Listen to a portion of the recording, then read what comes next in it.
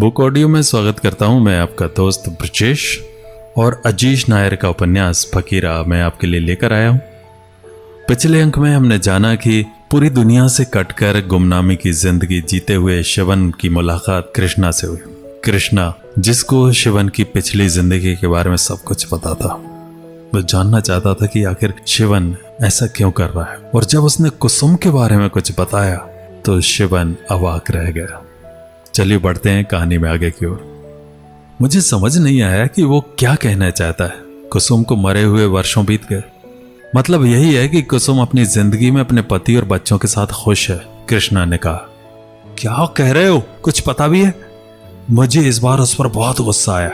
मन तो कर रहा था कि एक थप्पड़ जड़ दूं। अब तक तो सब ठीक ही कह रहा था, लेकिन कुसुम का जिंदा होना गलत ही था। जी बाबा, कुसुम खुश है, पर वो तो मर गई थी। उसने ऊपर से कूदकर अपनी जान दे दी थी।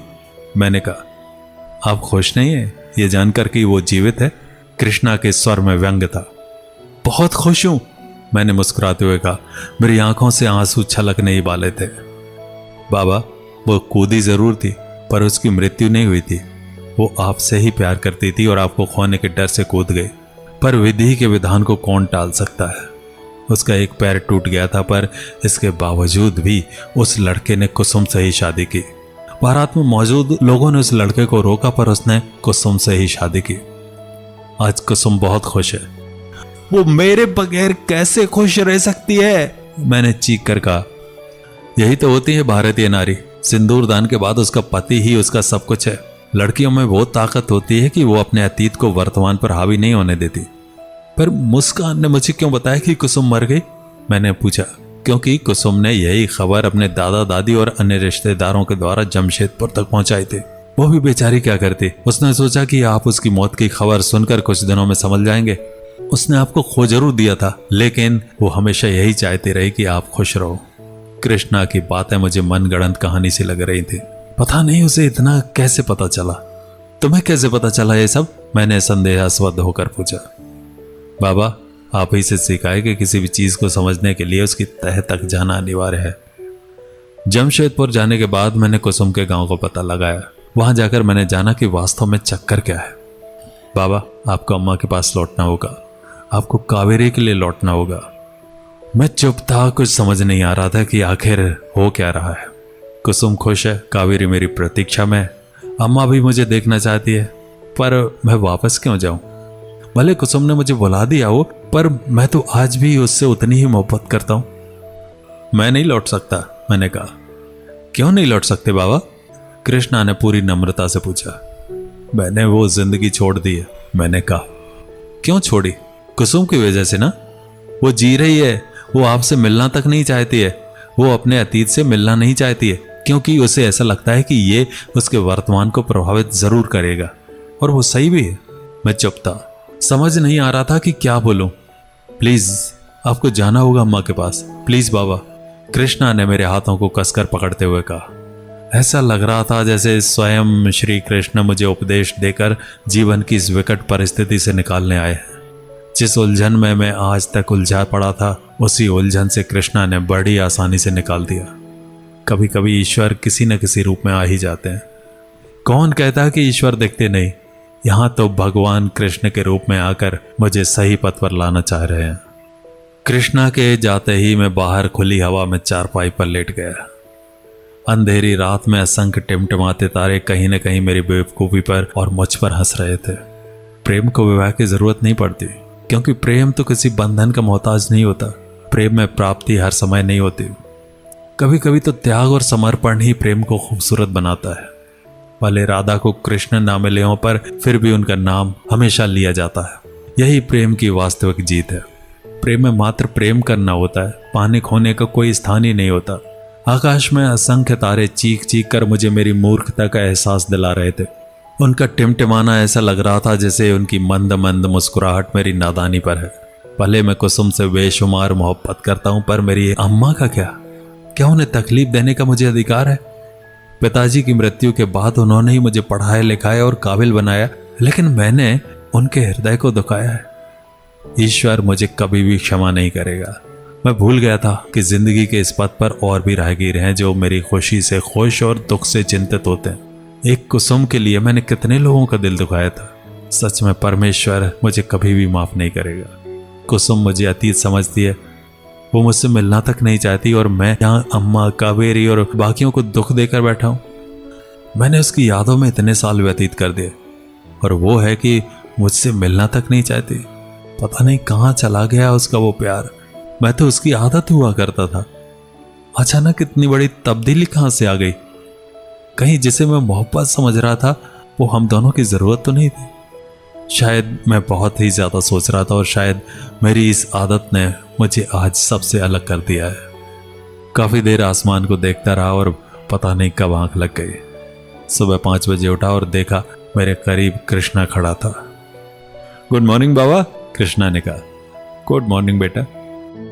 आज शाम को हमें जमशेदपुर के लिए निकलना है। समझ नहीं आ रहा था कि मैं उसे क्या जवाब दूं। मैं मात्र उसे देख मुस्कुराया। वो मेरे करीब आया और बोला, बाबा कावेरी के साथ नई जिंदगी शुरू कीजिए। सोचिए आपका इंतजार कर रही है। इतनी मोहब्बत करती है वो, और काव्य मंच का स्टेज भी आपका ही इंतजार कर रहा है। जिंदगी इस बार इस तरह जीना कि हर कोई ख्वाब में आपकी जिंदगी चाहे। कृष्णा सही था। मुझे कम से कम अपने लिए नहीं तो अम्मा के विषय में सोचना चाहिए था।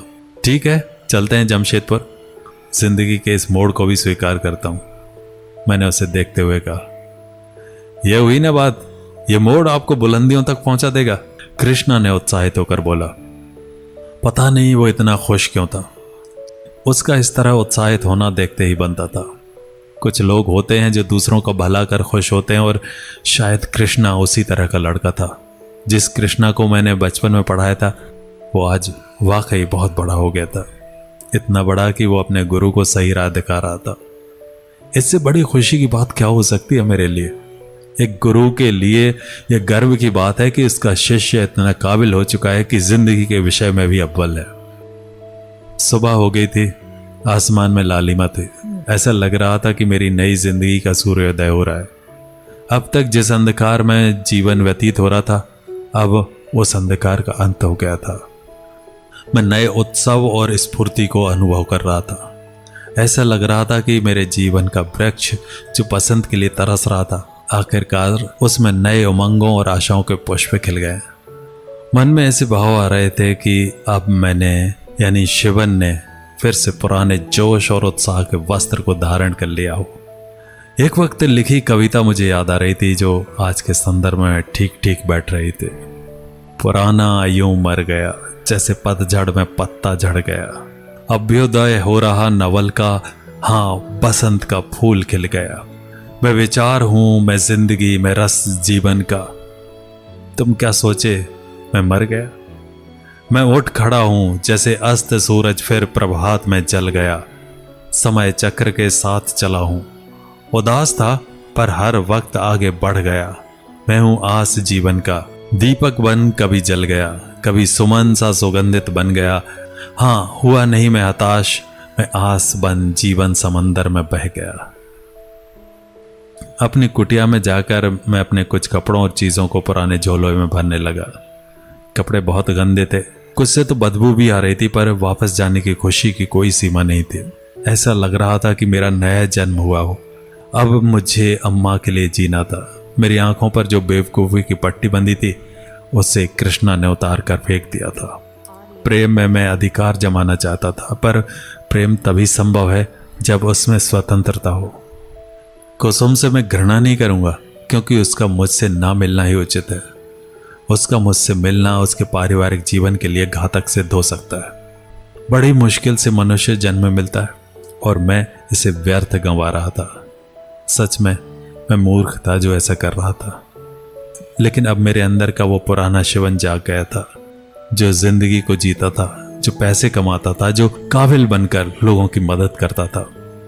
मैं कावेरी के प्रेम को भी नहीं समझ पाया। जरूरी नहीं कि प्यार आपको वहीं से मिले जहां से आप प्राप्त करना चाहते हैं। कभी कभी ईश्वर खुद किसी को इस धरती पर भेजता है जो आपसे बेशुमार मोहब्बत करता है, और शायद कावेरी वो लड़की है इसमें तो कोई संदेह नहीं था कि कुसुम भी मुझसे बहुत प्यार करती थी, पर उसके जाने के बाद कावेरी के प्यार को मैं कभी समझ नहीं पाया। ये मेरी सबसे बड़ी गलती थी। हमसे कई लोगों की खुशी जुड़ी होती है, इसलिए हमें हमेशा खुश रहना चाहिए। क्या शिवन जमशेदपुर लौट पाएगा? क्या खुशियां उसकी जिंदगी में वापस लौट के आएंगे? अगले अंक में जानेंगे। नमस्कार।